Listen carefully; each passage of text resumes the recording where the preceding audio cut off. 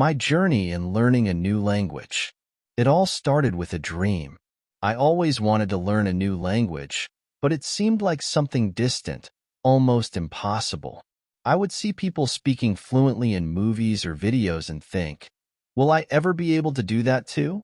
One day, while watching a series with subtitles, I realized how much I wanted to understand everything without needing help. That's when I decided I was going to learn Spanish. At first, I was excited. I created a routine that, in theory, seemed perfect. Every morning, I woke up 30 minutes earlier to study vocabulary. I used an app and made thematic lists, like words related to food or daily life. For example, on one of my first days, I learned words like pan, bread, leche, milk, and desayuno, breakfast. I wrote everything down in a notebook, repeating the words out loud to remember them better. It was almost like a ritual, and seeing the pages fill up with my progress motivated me. In the afternoons, while making lunch or tidying up the house, I would listen to Spanish podcasts. At first, it was frustrating. It felt like they were speaking at lightning speed, and I could barely catch a word or two. Despite that, I didn't give up.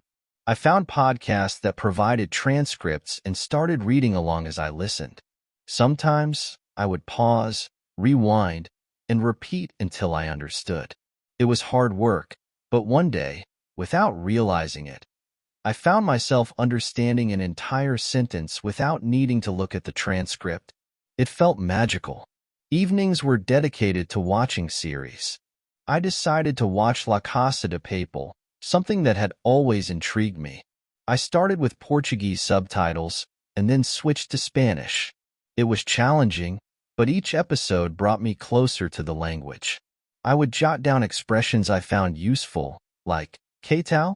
How are you? And, claro que sí. Of course. Sometimes, I even tried to mimic the characters' dialogues as if I were one of them. But not everything was easy. One of the biggest challenges was overcoming the fear of speaking with native speakers. I remember my first attempt.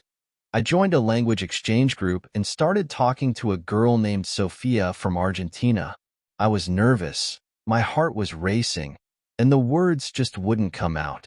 When I finally managed to say something, it was a simple phrase, Hola, me llamo, and I froze.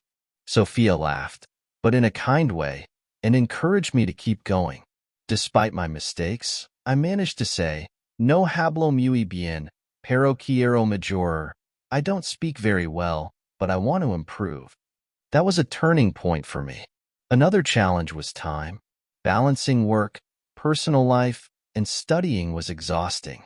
Some nights, after a long day, I just wanted to lie down and watch something in Portuguese. But then I'd remember my goal and push myself to practice, even if it was just for 10 minutes. I learned that consistency was more important than the number of hours studied. Frustration was also a constant companion. For weeks, I felt like I wasn't making progress.